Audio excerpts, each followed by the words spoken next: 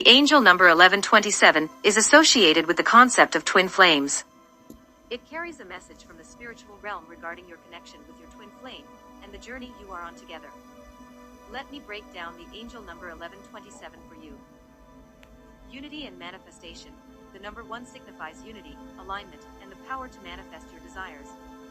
It suggests that you and your twin flame are in sync and working together towards your shared goals. 1 plus 1 is equal to 2.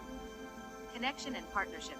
The repetition of the number 1 in angel number 1127 emphasizes the importance of your connection and partnership with your twin flame. It signifies a strong bond and the need for cooperation and mutual support on your journey together. 27. Spiritual awakening. The number 27 relates to spiritual awakening and enlightenment. It suggests that you and your twin flame are going through a profound spiritual transformation, becoming more aware of your purpose and the deeper meaning of your connection.